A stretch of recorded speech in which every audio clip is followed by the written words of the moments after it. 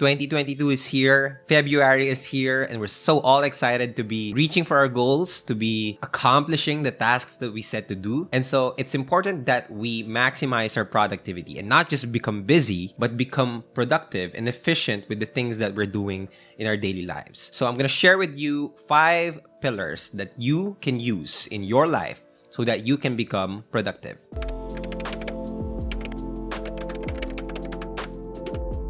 Let's start with number 1. The first one is called the destruction of distractions. In becoming productive, we need to learn how to set boundaries and say no to the things that are not relevant to the things that we're pursuing. There's a quote that says, the only time that you can say yes to the things that matter is when you can say no to the things that don't. And I believe that you can start off being productive when you start destroying the distractions that are available to you. In understanding how to eliminate distractions, we need to understand the term cognitive bandwidth. And cognitive bandwidth is our mental capacity to make decisions, to avoid distractions, and to stay committed in whatever the task that we are doing. It's our mental threshold on how much we can make decisions throughout the day. And so cognitive bandwidth, it has 2 terms, right? Cognitive, of course, it speaks to our mind.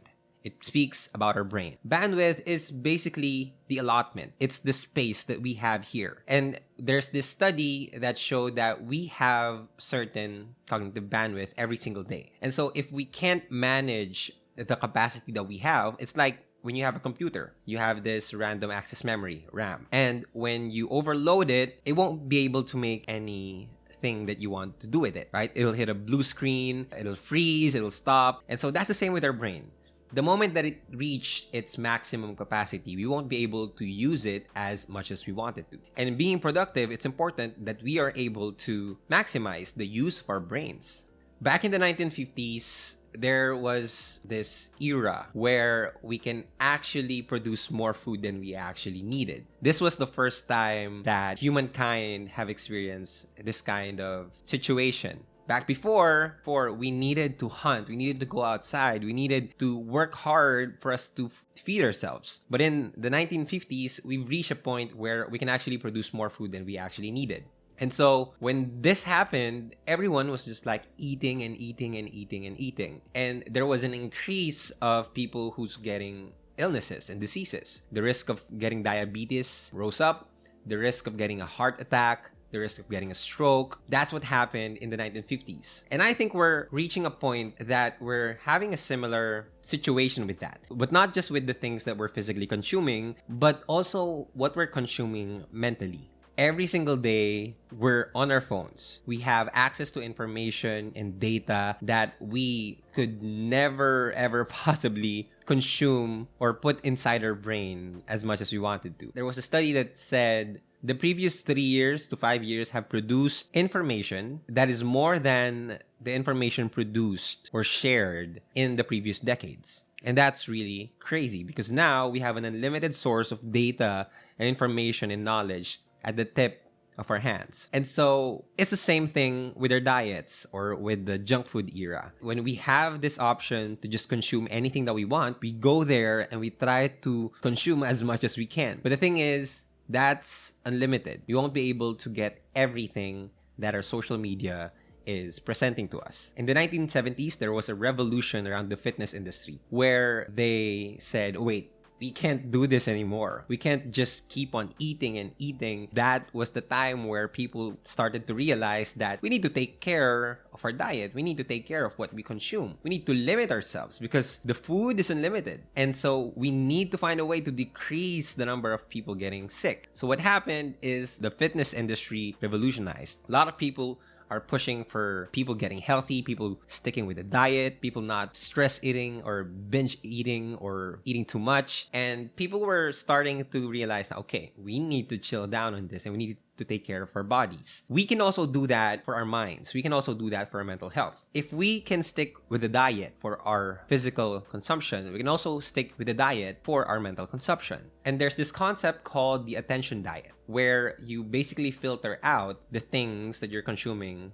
on the internet. I learned this concept from Mark Manson, and Mark Manson shared that there are a lot of benefits of doing an attention diet. Some of the benefits include less anxiety, higher productivity, being present in the moment, more free time, and not supporting the destructive incentives of the ad-driven online clickbait machine. I really love the last part because a lot of people don't notice this, but social media is made for us to stay there. They study our psychology, they study what we like, what our preferences are, and they keep on showing the things that would keep us using their platforms. And so this culture of clickbaits and ad-driven online machines, it's really dangerous for our mental health. But of course, just like feeding ourselves or sticking with a diet for our bodies, we can stick with a diet for our minds. What can you include in your attention diet plan? The first one is cut all the bullshit. Cut all the BS. You know that if you eat too much junk food, you'll become unhealthy. If you drink too much soda, you'll become unhealthy. Do that with your mental consumption. Cut down all the negativity that comes inside your brain. Cut down anything that is not really helping your mental capacity, that is just distracting you from your task and your productivity.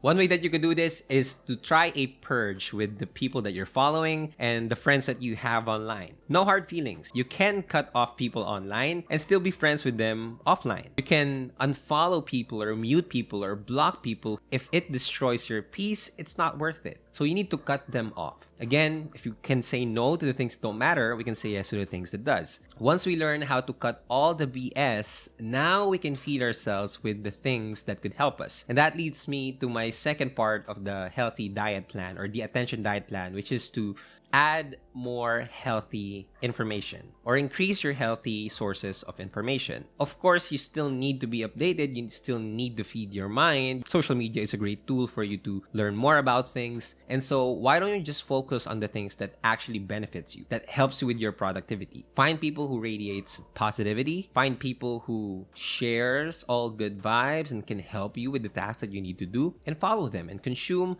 their content. Again, as we said, the more that you add positive content into your life, you won't realize that you're actually not spending time on the negative ones that affect your mental health, that uses your cognitive bandwidth. And now you have more space for you to do the things that you need to do. The third thing that you can add in your attention diet is to use technology deliberately. The phones that we have, it's important that we use our phones, not let our phones use us. So one way that you could do this is to check how are you using your phones. Go check your screen time right now and just look at how many hours are you actually spending on social media. Now, to be fair, of course, a lot of people, they have their work online, so it's okay for you to spend time online if you're using it for work. But if you check your screen time, you can actually see that you are spending more time than you'd actually want on the things that doesn't really help you with your productivity. So it's a great way for you to check, am I being deliberate? Am I being conscious enough when I'm using the apps that I'm using? And then now you can readjust. Okay, I'm using too much Instagram. I'm using too much Netflix. I'm spending too much time on reading blogs or watching TikToks. Now I can adjust my priorities, and then that could free up some time and some energy and some space in your cognitive bandwidth. Now you can become more productive.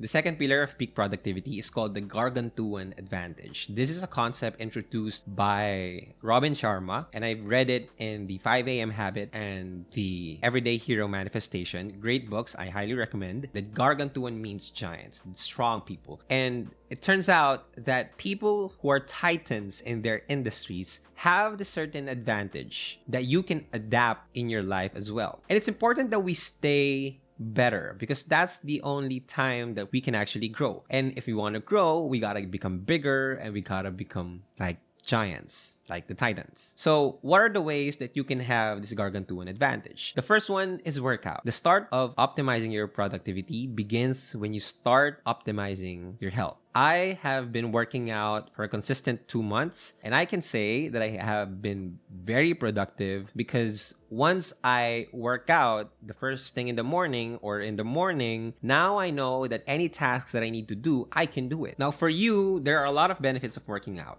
It relieves stress, it combats fatigue, it activates the human growth hormone, activates neuroplasticity. And lastly, of course, you look good. So if you want to look good, if you want to feel better about yourself, start working out. The second way for you to have that gargantuan advantage is to start a gratitude list. We're so good at focusing on the bad things and the bad events. We're so good at dwelling and worrying about previous mistakes that we did. Back in the ape era, when we had to survive, we were basically in survival mode. We can't just focus on the good stuff. We can't just bask in the sunlight because we need to prepare for ice age or any animals that might kill us. But the life that we have right now, it's not that dangerous. It's not that risky. So we don't actually need to use that part of our brain where it prioritizes fear, where it tells us, no, you should stay put, you should worry on that negativity. But it needs some rewiring for you to do that. So what you can do is start with a gratitude list. Every single day, write down 10 things that you're grateful for. The third one is to be a student. Dedicate 1 hour of your day to learn. This will help you be ahead with your competition. And this will help you become a better leader, become a better worker, become a better person. Because the more that you read topics, the more that you'll understand, you still have a lot of things to know. And when you continuously study them, now you can make better decisions for yourself and for the people around you. The third pillar for peak productivity is called forced productivity. Here is when you force yourself to be productive. You have no other choice but to be productive.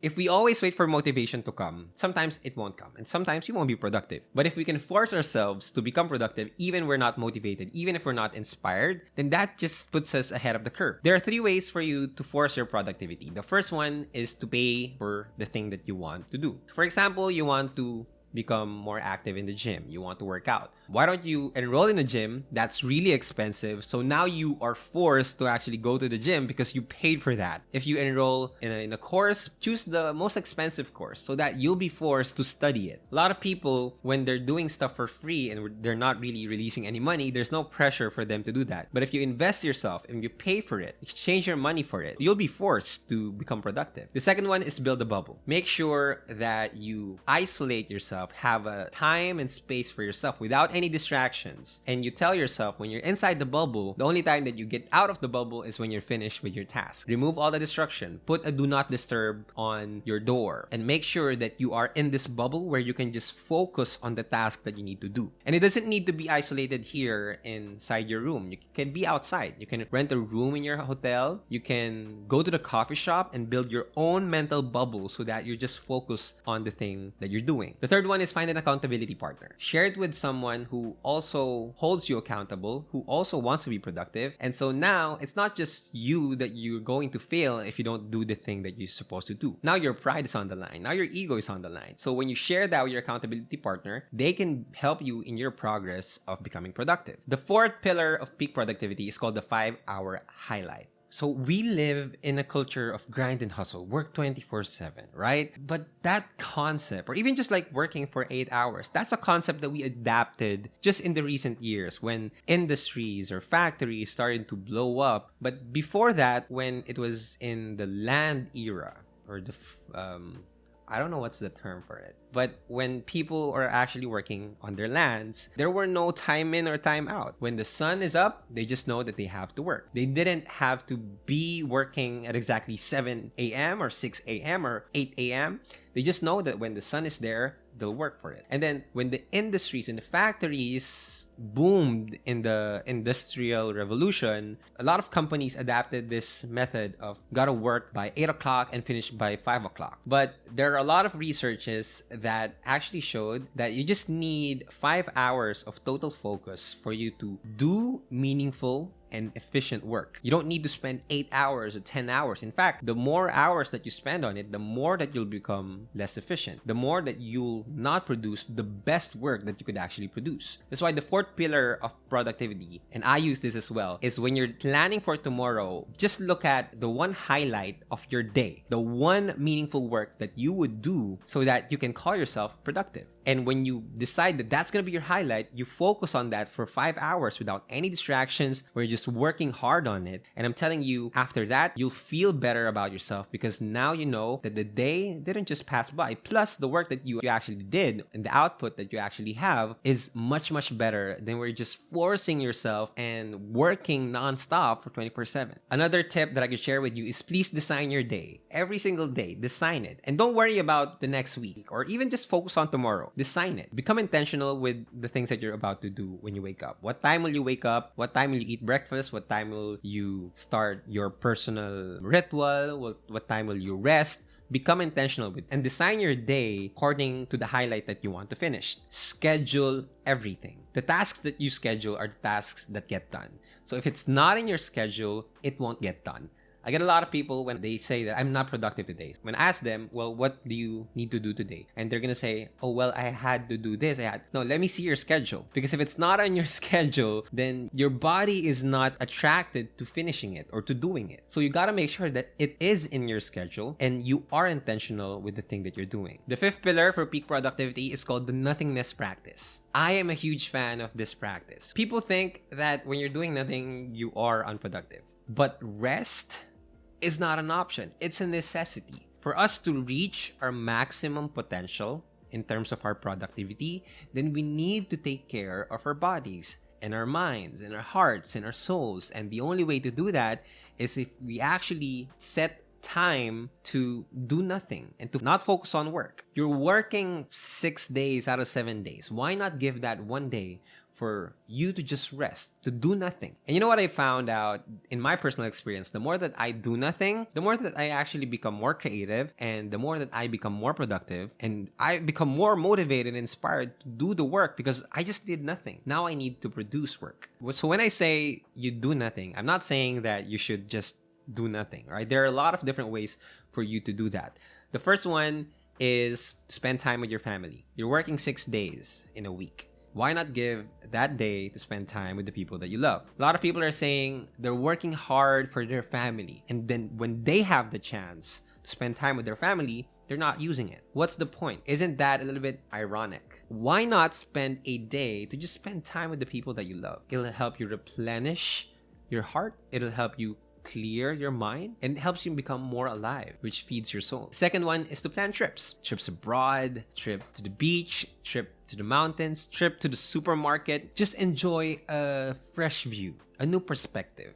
Understand that life is not just about being productive. Life is also about living. So go out on trips. The third way is to read books. And not just self-help books, but also fiction books. When I read fiction books, it expands my creativity. It helps me become more imaginative. And therefore, it can help me become more productive since I am always thinking most of the time in my work. And maybe you need that as well. Read books that can freshen up your perspective, that can give you a new horizon, expand your view. The fourth one is spend time for your friendships. We're all social beings. It's not just enough that we are working for ourselves, that we become selfish for ourselves. It's important that we share different memories and create bonds that we can actually appreciate along the journey. Catch up with a friend.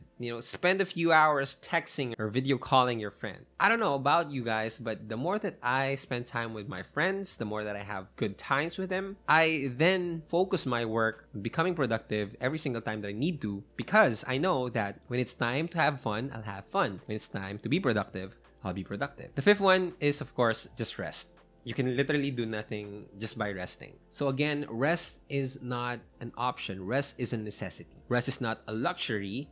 Rest is important.